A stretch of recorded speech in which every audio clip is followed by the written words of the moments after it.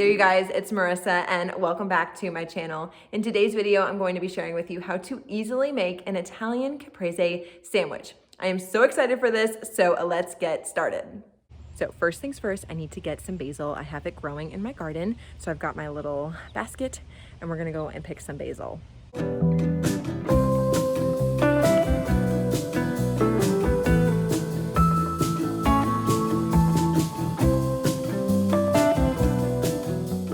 I like to start by rinsing all of my produce. It's nice to get this done and out of the way, but it's also really great because it gives the produce some time to air dry because nobody wants to have a soggy sandwich, am I right? So I rinsed a tomato along with a handful of baby arugula and the fresh basil that I picked out from my garden. So I'm gonna use the basil in order to make a basil pesto for this sandwich, but if you don't have basil, that's okay. You can also use spinach or kale, arugula, all of those greens would make a really great pesto as well for this sandwich. Anything that I pick and bring in from the garden, I like to soak it for a minute in some cold water and then go ahead and rinse it off. So that is what you see me doing right there.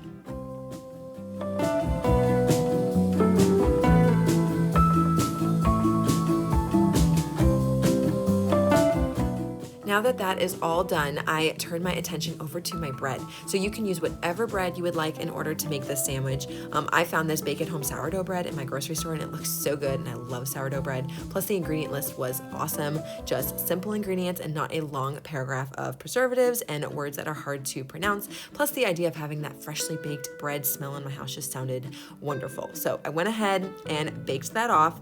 And then while that was baking, I went and made my basil pesto.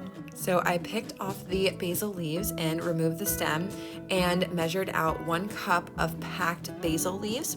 I also measured about 1/3 cup of some raw walnuts. I love using walnuts in here. If you don't like to eat nuts, you don't have to add this, but I personally love them. And of course I had to snack on a few while I made this. Now, I just wanted to say that if you would like to take a shortcut and just go ahead and buy a pre-made pesto, you can totally do that. Just be sure to check out the ingredient list. I have seen many that use seed oils like canola or safflower oil, and these oils can be highly refined and processed. I personally prefer extra virgin olive oil, so if I'm trying to find a pre-made pesto, I will try to find one that just uses extra virgin olive oil, which can be sometimes tricky and usually why I end up making it at home myself, but just something that you have an option for. The next thing that I did was add the zest and the juice from half of a lemon, along with a teaspoon of minced garlic, about 1/4 teaspoon of salt, and some freshly ground black pepper, and gave it a quick blend.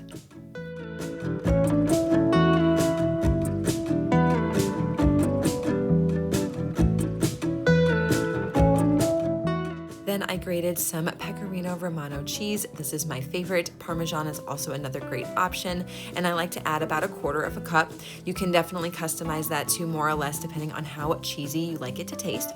And then the last ingredient in this pesto is extra virgin olive oil. So you're gonna turn the food processor on, and while it's running, you're gonna pour in the olive oil, and then you're gonna blend it until everything is well combined.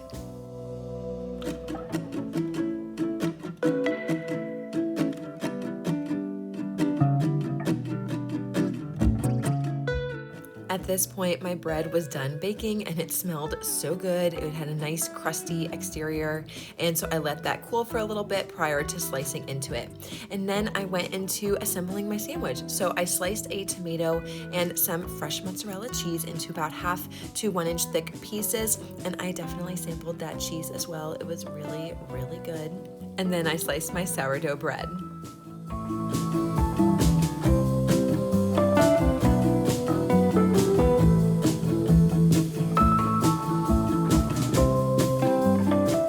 Now for the part that we have all been waiting for. So on a slice of bread, I spread a generous helping of my freshly made basil pesto. It looks so good. I'm getting hungry just watching this. And then on the other slice of the bread, I drizzled on some balsamic vinegar. You wouldn't think that that would taste really good, but you guys, it gives a nice sweetness to it, and it really, really adds tremendous flavor. Highly recommend it. So don't skip on that part, trust me. Then topped the bread with the pesto with some slices of mozzarella, and then I, on top of that, put some slices of tomato and a small handful of the baby arugula. And there you go, you guys. Here is my caprese sandwich. I have included all of the measurements and the ingredients in the description box below so that you guys can go ahead and make this too. You will not regret it. It tastes so good. I know you guys are going to love it.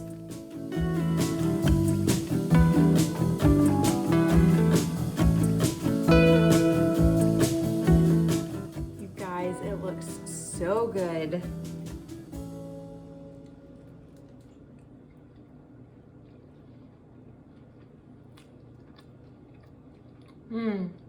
That is amazing. Wow.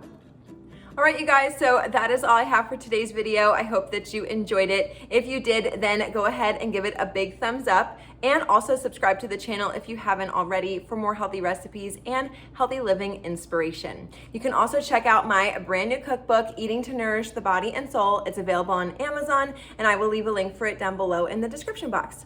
Thank you guys again so much for watching today's video, and I will see you in the next one. Bye.